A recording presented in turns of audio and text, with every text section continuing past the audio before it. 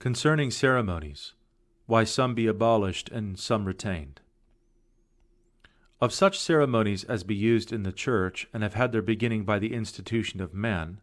some at the first were of godly intent and purpose devised,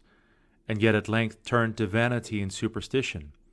Some entered into the Church by undiscreet devotion, and such a zeal as was without knowledge. And because they were winked at in the beginning, they grew daily to more and more abuses, which not only for their unprofitableness, but also because they have much blinded the people and obscured the glory of God, are worthy to be cut away and clean rejected. Other there be, which although they have been devised by man, yet it is thought good to reserve them still, as well for a decent order in the Church, for the which they were first devised, as because they pertain to edification, whereunto all things done in the Church, as the Apostle teacheth, ought to be referred. And although the keeping or omitting of a ceremony in itself considered is but a small thing, yet the willful and contemptuous transgression and breaking of a common order and discipline is no small offense before God. Let all things be done among you, saith St. Paul, in a seemly and due order. The appointment of the which order pertaineth not to private men, therefore no man ought to take in hand, nor presume to appoint or alter any public or common order in Christ's Church, except he be lawfully called and authorized thereunto. And whereas in this our time the minds of men are so diverse, that some think it a great matter of conscience to depart from a piece of the least of their ceremonies, they be so addicted to their old customs, and again on the other side some be so new-fangled that they would innovate all things, and so despise the old that nothing can like them but that is new. It was thought expedient not so much to have respect how to please and satisfy either of these parties, as how to please God and profit them both. And yet lest any man should be offended, whom good reason might satisfy, here be certain causes rendered, why some of the accustomed ceremonies be put away, and some retained and kept still. Some are put away because the great excess and multitude of them has so increased in these latter days that the burden of them was intolerable. Whereof St. Augustine in his time complained that they were grown to such a number that the estate of Christian people was in worse case concerning that matter than were the Jews. And he counseled that such yoke and burden should be taken away, as time would serve quietly to do it. But what would St. Augustine have said, if he had seen the ceremonies of late days used among us, whereunto the multitude used in his time was not to be compared? This our excessive multitude of ceremonies was so great, and many of them so dark, that they did more confound and darken than declare and set forth Christ's benefits unto us. And besides this, Christ's gospel is not a ceremonial law, as much of Moses' law was, but it is a religion to serve God, not in bondage of the figure or shadow,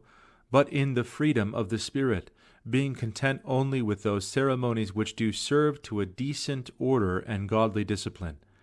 and such as be apt to stir up the dull mind of man to the remembrance of his duty to God, by some notable and special signification, whereby he might be edified. Furthermore, the most weighty cause of the abolishment of certain ceremonies was, that they were so far abused, partly by the superstitious blindness of the rude and unlearned, and partly by the unsatiable avarice of such as sought more their own lucre than the glory of God, that the abuses could not well be taken away, the thing remaining still. But now as concerning those persons which peradventure will be offended for that some of the old ceremonies are retained still,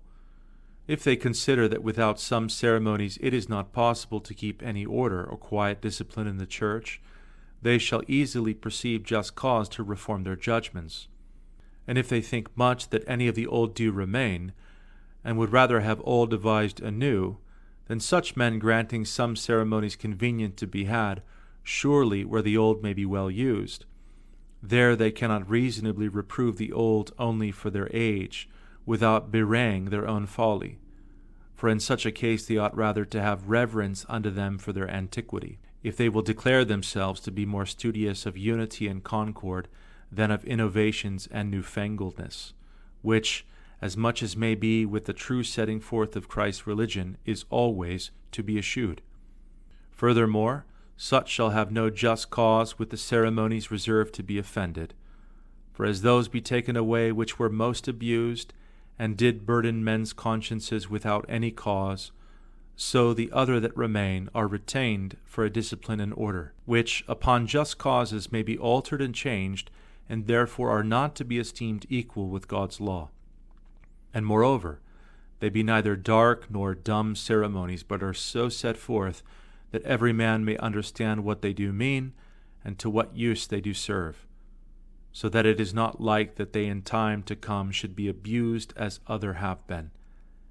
And in these our doings we condemn no other nations, nor prescribe anything but to our own people only. For if we think it convenient that every country should use such ceremonies as they shall think best to the setting forth of God's honor and glory, and to the reducing of the people to a most perfect and godly living, without error or superstition, and that they should put away other things which from time to time they perceive to be most abused, as in men's ordinances it often chanceth diversely in diverse countries.